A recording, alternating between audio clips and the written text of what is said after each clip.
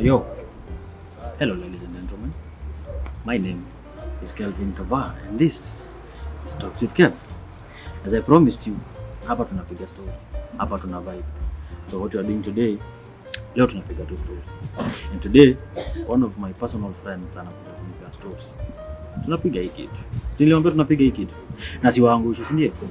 So tupiga hii kitu. And don't forget, tafadhali subscribe to my YouTube channel. Follow my stories, share my stories, and without further ado, bila story mingi. So let's get into it. Come with me.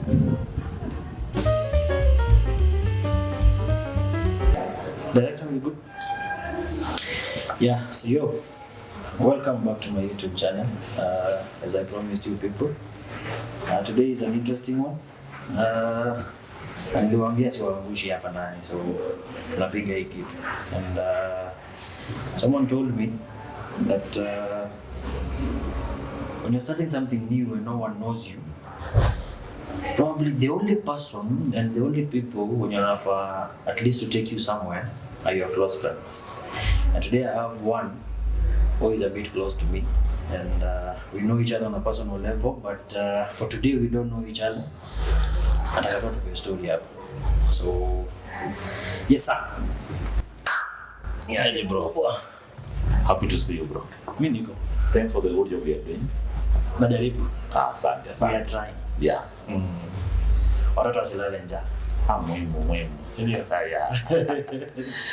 So now, welcome to Talks with Kev. Huku tunakuwa tu free. Huku tunakuwa tu wewe. And tunatupiga story.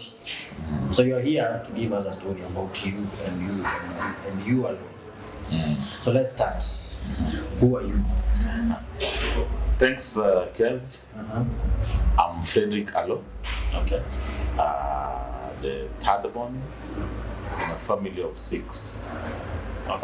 Currently, I'm a husband, I'm a father, I'm a brother, and an uncle. Apart from that, I'm a student undertaking my law degree. Okay.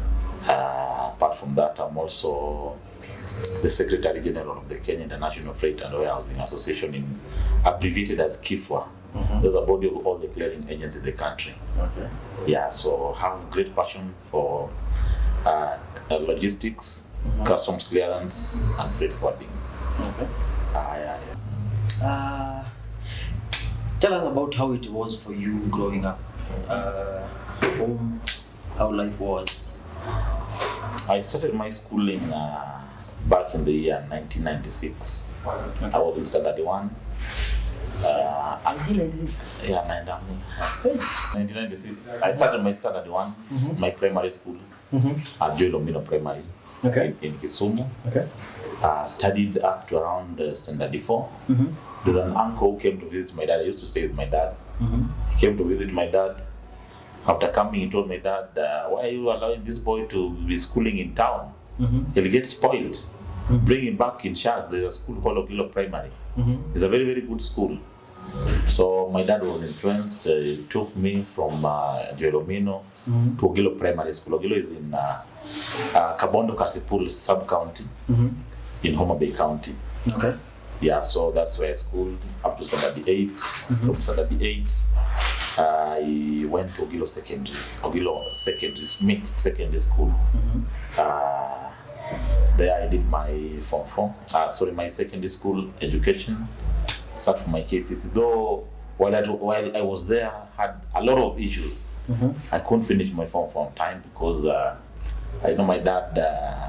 I was the guy who was sponsoring my education. My other siblings had to be taken to college, so I was with the sacrificial lamb then. So I somehow dragged. I later finished my school, became a teacher to Ogilo Primary and back to Ogilo Secondary. So one memorable thing when I was a teacher is that I used to teach standard 4. From standard 4 to standard 8. Standard 8 I was the English composition teacher. English? Nilikuwa nafundisha composition. Standard 4 theory, science. So one day there's this boy, you teach children about the books of Apostle Paul in the Bible in CRA. Napata Paul wrote letters to the Philippians, Galatians, Ephesians. I think you know all of them. Yeah. Kwa science huku unapata kuna zile reptiles, amphibians and the rest.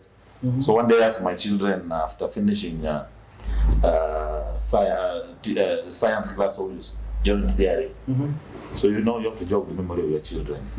Nauliza sasa nyinyi after kindly remind me our last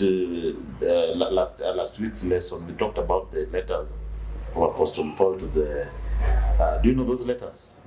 So you know wanafunzi wanakuwa na confidence. Kila mtu teacher. After pointing mwingine, what are the letters? Bado waelewi. Naambia you remember the Galatians, the Ephesians? Yes teacher. Mwingine akaniambia and the letters, one of the letters are amphibians. Hapo ndio kumbe kari yangu iko kwa education. Unakidanganya. You're lying to yourself. Yeah. So that was it? Yeah, that was it. School, after school, I came to Nairobi. Okay. And I had some of my relatives who promised me heaven. That when you come here, there's automatic job at the airport. So I think I stayed for around 6 months without job in Nairobi. Got my result. I think the year I did Form 4, we got the results. After getting the results, so hustling ikaanza. Became a watchman. KHL. There's a place at the airport at the cargo shed. It's called the KHL, the Kenya Freight Terminal. For 1 month, niko na hiyo kazi ilikuwa very challenging. You come at night. You come at night. No, sorry, you come very early in the morning. You leave very late in the evening. But I couldn't even fathom how mtaa inakanga mchana. Mchana hiyo vile. So from there, so you couldn't fathom. Yeah, fathom ni kizungu ndogo. You just Google. Kwani nilisomea wapi? Yeah, so after finishing, it has been a journey. I started handling these documentations in regard to the import and exports. Nikaenda pata pesa yangu kidogo through hiyo mambo na fanya loading kidogo pale. I won't mention some of the companies that nili hustle. After kumaliza, I got some money, went to college, did several of my diplomas, around 4 now. Nikamaliza, so currently mpaka mali niko. One thing I love about Aloo is they have a very good way of explaining poverty. Umesikia huyu jamaa anasema alikuwa anafanya kazi KHL akapata pesa kidogo. Pesa kidogo mshahara ilikuwa 300. Ndio wanasema lose, wanasema lose lose shirab. The shirab what we don't like. Sida. We shirab what we don't like. Ndio unasikia mjelo unasema bana, sida imekuwa mingi sana. Ulikuwa na sida. There's no law like shida. That's what they shirab to sida. But you cannot shirab what we like. Like hakuna siku tunasikia mjaluo anasema mashidish. Mercedes, just Mercedes. Okay. Not mashidish. Let's talk about your career. Yeah, my career currently. In my career-wise, I think after all the journey, I've had a career progression. Before I used to be a port clerk. I think if in the clearing and forwarding industry, you know what a port clerk does. From there, and I took I became a customs declaration clerk. Okay. Whereby you could advise if you have. For those who do not understand, customs declaration clerk. Yeah. Mtu wa Mkono Airport. Mtu wa Mkono Airport billionaire. Lakini ukatele. Yeah, whose job is tabulation ya duty, advising the clients on what documentations or permits if that are needed for imports or exports. Apart from that, I've been an operations manager. Okay. Yeah, in one of the clearing and forwarding companies. So from there, that's when we now joined this advocacy. to now help highlight the issues that affect the clearing and forwarding industry and the whole logistics, not only in Kenya but across the region. Okay. Yeah. That is the Kifwa. Yeah, the Kifwa. Let's talk about how you ended up at Kifwa. Yeah, how I ended up at Kifwa. Number one, I'm a guy who used to be handling some of those issues of being on the ground, let me say the Mutua ground. In all the customs and border posts, especially at JK, where we used to work.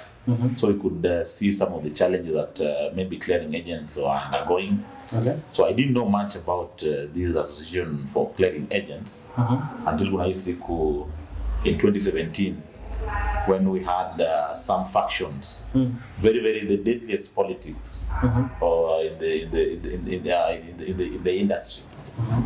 So we had wale watu wanasema multinationals versus SMEs, and there was this notion or rumor which was being peddled that there some big companies wanted to swallow small companies. So that's where I developed this keen interest. So then there was this gentleman whom we really loved. Then he was called Mr. William OJ. Mr. William led a very successful protest until those the incumbent then were also out of office. So I think mimi nilikuwa mtu wa mkono wake. Whereby we went together protest naenda pale, and he identified me. He's the one who identified me and convinced me to join the board, and that's how I was elected in 2018 when we had the AGM as a board member. So from there I was elected the board member. I became then the secretary for Nairobi branch, and currently I was now elected as the national secretary. Yeah. Good stuff. You're doing really good at that, by the way. I love your work at that. Thank you. And so now, let's deviate kidogo. Tumekuwa serious sana. Tumekuwa serious. Na hii kizungu imekuwa mingi. So now, I want you to tell me two people in your life, not necessarily in your life. Tell me two people you know inspire you. Two people who inspire me. Several people inspire me. I just want to. Let me tell you the people who inspire me. There's this gentleman called Abraham Lincoln. I think I've read a lot of his history and the successful things that he did. He's one of the inspiration. The second person who inspires me, Nibaba. I think I've loved how the guy has been resilient in life, the forgiving nature that is hard, na vile achoki na mambo. So he's also an inspiration. I like that when you do something like you, there's now the new show that we are having. Learn some resilience about his history, even if you don't agree with his political ideologies or whether you agree with it. So I think those are two people. I don't want to add more. Okay. Yeah. Actually, I only wanted to. So, it's a time there was so much politics in the clearing and forwarding fraternity, and you being one of the leaders in that, I have always admired how sometimes you handle these issues. So I want to know, out of all those challenges and out of all those politics, because there are really many and they're really major, I want to know what keeps you moving. Why you don't wake up one day and decide, I think I've had enough of this? Because after all those politics, you'll always be there moving. You'll always be there with some motivation that at the end of the day, you still have to make this thing work. What motivates you to do that? Thank you very much. Number one, the biggest motivation factor, they say, if you work for the people, it's like you work for God. Number two, I'm a very young man. I think I've not even clocked 35. You know, they say, let me not bring that thing. Yeah, so, from the history, those infights that we had in 2017 and before, if I looked at those people who are behind some of these politics, we realize some of them are seniors in the industry, people who are in their late 50s, early 60s and 70s and above. So we realize the young generation, this is an industry where the young generation have shown great interest. I felt that if this industry is not well put in order, then I think the young people who aspire to work in the logistics sector, they lose a lot. We are told there's a former French president who said there are two things that any country must get right. Number one is education, and number two is logistics. If you don't get your logistics well, you'll have porous borders, things will be entering illegal, prohibited, and the rest. So that is what number one motivation factor. Number two, I later came to realize that this for you to have to be a good leader, number one, you must be ready to listen, to learn. And in this industry, the challenge that maybe we were having before, most of the leadership that we were having, their people were not taking their time and passion to go and learn, maybe to go and school. So one thing I did, maybe to register for those courses that maybe customs officers do, and KESRA, the Kenya School of Revenue Administration, offers quite a lot of them. The maritime schools a lot. So at least when you are leading in advocacy, number one, you must have the knowledge of what are you talking about, or advocating against. And then one thing that I also came to realize, most people are confusing this association with maybe trade union. Okay. Yeah, it's not a trade union. It is just an advocacy body. So that is the challenge that we had. So the motivation was now to remove the trade unionism out of what is supposed to be an advocacy body. Yeah. Ni kizungu ndio. Nirudi kwa Kiswahili bro.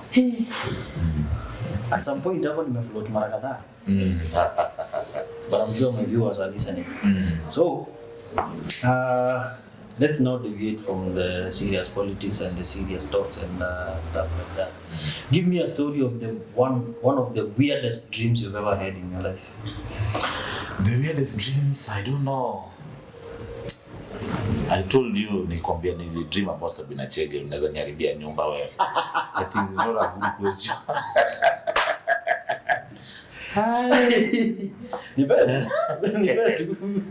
Is it always normal with you people? Okay, by you people I mean Luos. Is English your mother tongue, or it's something you just learn? No, English is our mother tongue, because we realize English has borrowed a lot from Luo. For example, English has borrowed a lot from Luo. Hey. Like the word, in Luo they say tomato, which is you will Google that and find out for yourself. That's an assignment I'm giving you. But tomato, those in English walibadilisha ikakuwa tomato, nyanya. Even the word a lot. Wakaweka sasa the word a lot. A lot of things kwa hiyo kizungu they borrowed a lot from Luo. So that's why we have it very easier. Yeah. Who is your celebrity crush? Celebrity crush? Achana hizo vitu za celebrity crush. I'm a family man bwana. Unataka mama akianza kufollow hii. Ndio kwanza. Unaweke na kesi after hii. Let's talk about your love for singing. Yeah, I love to sing a lot. By that I love singing. I don't know whether that's what almost everybody knows me. Those people are very close to me. Yeah. They say that I sing. I can't finish even 10 minutes without singing. Even without humming. As I my interview maswali mingi. Yeah, so singing is a passion. They say in the Bible, if you, the Almighty God says that if you don't sing for me, the stones will sing. And the the easiest qualification for one to be a singer for the Almighty God. If you can talk, you can sing. Ngoma fulani Gani? unapenda kuimba sana. Gani? Yes, ndiye. Bona naomba nifungulie fahamu zangu. Hiyo ndio naweza ribu hiyo tono SDA watanimaliza.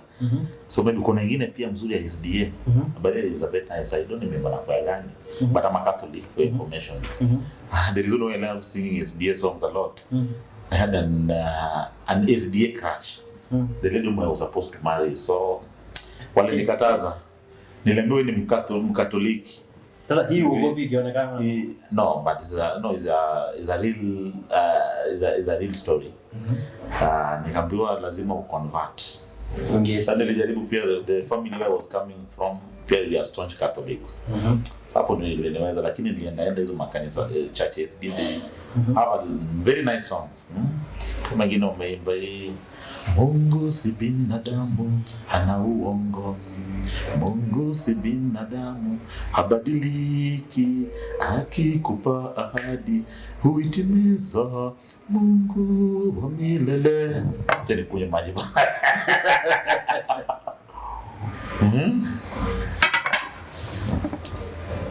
Ever since I knew you, you've always been one person when you're is very opinionated about things.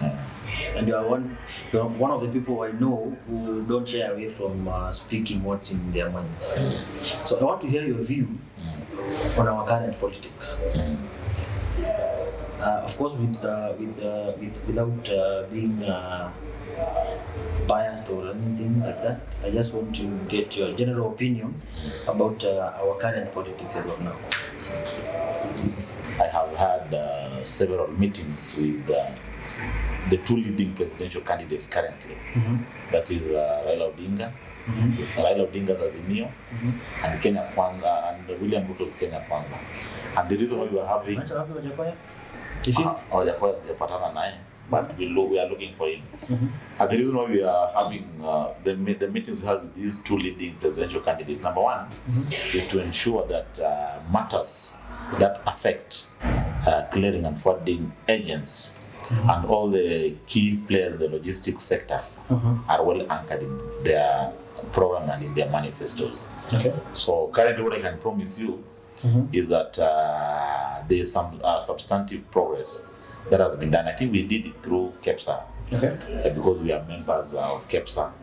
So quite a lot has been done. What I can tell the people is that, I think these are problems that I'm having with the middle class in Kenya. You say, I can't waste my time to go and maybe vote or offer myself or yourself for elective position. But we are told that bad leaders are elected by good citizens who don't show up and vote. So what I can repeat that? I'm saying bad leaders are elected by good citizens who do not show up and vote. Yeah, but politics controls almost 90% of everything that happens in any country. Yeah, sure. Yeah, from the taxes, the prices of food, and all the commodities is controlled by politics. So that is all I can say about the current political status. But what I'm hoping for, which I think I can foresee, we are going to have a very peaceful election and a peaceful transition. Wow. Yeah. If you could travel back to 1 year in your life, which year would you travel back to and why? If I could travel a year back, I think the year when I joined Form 1. It was one of the most precious years of my life, because it was the first time nilivaa ile longe ilishonwa na fundi na tailor. And the kind of interaction that people we had then, I think it's very, very good memories. It's very unfortunate that kutoka shule mkimaliza, the last day, that very, very last day that you sit your last paper, ni kama mmeachana watu mtaonana nao tena as a group. Sure. Yeah, but it was a very nice experience. Okay. Winding up, Freddy. I want you to. There's always that one thing I've always told people in my channel that I have been a youth. I'm still a youth, but I've been a vulnerable youth at some point. So I wanted to talk to a 20-year-old, 21, 22, 23, 24 out there who are feeling like I am done with high school, I'm done with maybe college or maybe campus, and I don't have a job, and I feel like I've exhausted my options, something like that, and they're giving up too early, or rather they are engaging themselves in some Aloo will call it unscrupulous behaviors. I wanted to talk to that young lad out there. Tell them what it takes to be where you are today. Yeah, what I can tell them, there's this story, not even a story, there's this person who once told us in one of the trainings that I had, that when you are born, you are crying. And everyone around you was smiling. Live your life such that when you die, you will be smiling. And everyone around you will be crying. And don't live as if you will never die, or die as if you will never live. Okay. What I can tell these youth, the youth of today, those people watching us, life entails a lot of things. It entails several. The future is bright. I normally tell the people I meet, especially now, I normally do a lot of motivational talks in different schools, where some of my friends who are teachers normally call me, maybe to offer some motivation to them. What I normally tell my the youth outside there, please, I know we come from different settings. We have those who come from very rich and stable family, those who come from very, very poor family. But the future, the fate in life has nothing to do with the family where you come from. Okay. So you must work hard. Let us not lose hope. We are told that the future is nothing but rather than an approaching zero now.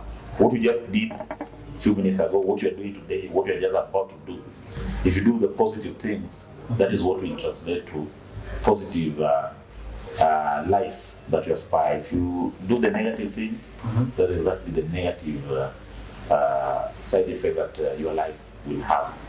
So, in parting short, what I'm telling the young men, they say man can live for 8 days without water, 40 days without food, 3 seconds without air, but you cannot live for even a single second without hope. So the youth outside there, not only the youth but everyone, you might be doing a business, you might be in employment, or maybe aspiring to do something. Don't lose hope. Hope is the last thing to lose after death. Well, wisdom.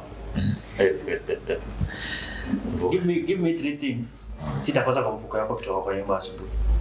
Vitu zenye hizo kwa mfuko yangu. Rosary. One, I normally have a rosary. Na think na handkerchief.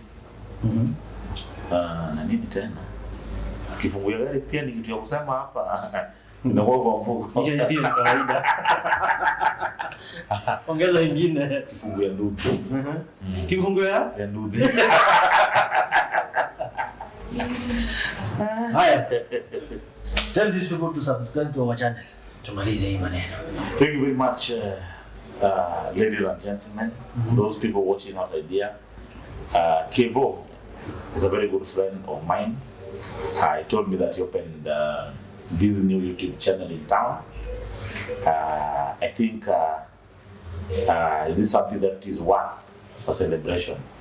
Kindly let us support him.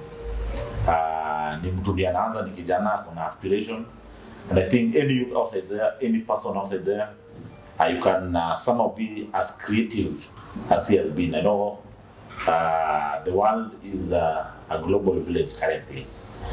Yeah. So this is an investment that let us support. Ukiwa na YouTube channel yako, kindly share with Kev for people who will subscribe. Let us subscribe and support this very, very young aspiring man. Kijana. Shukran. Shukran sana. Thanks for the good job, bro. I owe you one. Don't lose hope. Yes.